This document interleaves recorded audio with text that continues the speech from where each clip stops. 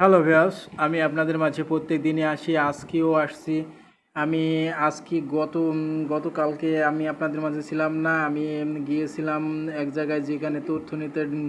আমি আপনাদের যে খুলনা মেল মালিক ভাই সেখানেও যাই কিছু কথা শুনলাম এবং তার কাছে যে জানতে পারলাম যে বাংলাদেশের সোনালী পাটের কি বিস্তারিত তারা কি জানালো সেই তথ্যগুলো আমরা জানবো, জানিয়ে আপনার মাঝে আজকে প্রচার করব। বর্তমান বাংলাদেশের যে খুলনা মেল মালিক ভাই আমার জানাইছেন এবং কি তারা কথা বলেছে, সেটা হচ্ছে যে বাস্তবায়ন যে তারা বলেছে যে বাংলাদেশের সোনালী পাট এর চাহিদা অনেক ছিল, কিন্তু 2022 সালে, 2023 সালে এবং কি 2024 সাল পর্যন্ত এখনও আছে, কিন্তু 2025 সালে পাটের চাহিদা অনেক অনেক ঘাটতির দিক প্রদর্শন করবে, এটা দেখতে পাচ্ছি। কারণ এখন পর্যন্ত আমরা যে আকাঙ্ক্ষা ছিল যে পাট আমরা পাবো, কিন্তু পাট এখনই মেলে কম আসছে। বর্তমান পাটের বাজার কম বললেই কম আসছে, কিন্তু পাটের বাজার বৃদ্ধি দিয়েও পাট পাওয়া যাচ্ছে না, একথা জানিয়েছে। আর আমরা জানছি পাটের দাম বৃদ্ধি কই, পাট যে দামে কেনাবেচা হচ্ছে এটা তো সাধারণত আমরা জানতে পারছি যে কেনাবেচা কয় টাকা করে কেনাবেচা হচ্ছে।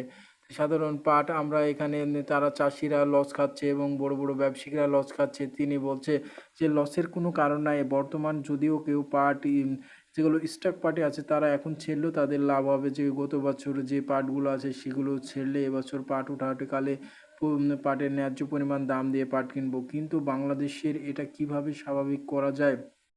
পাটের বাজার যেখানে যে জায়গায় যে বাজার সেগুলো স্থায়িত্ব করবে। এখন বাংলাদেশে কৃষি মন্ত্রী থেকে প্রধানমন্ত্রী এগুলো করে ছাড়বে বলেছে। সোনালী পাটের ন্যায্য পরিমাণ দাম দেবে, যেমন তামাক দ্রব্য জাতীয়, যেখানে আমরা তামাকের আবাদ ছাড়িয়ে দিয়েছিল, সেই তামাক এখন আবারও জোরদার হয়েছে এবং তামাকের রেট আবারও 260 থেকে 70 টাকা পর্যন্ত এবছর বেচা কেনা হয়েছে এবং কেউ হচ্ছে এখন পর্যন্ত 240 টাকা পর্যন্ত ভালো তামাকটা বেচা কেনা হচ্ছে।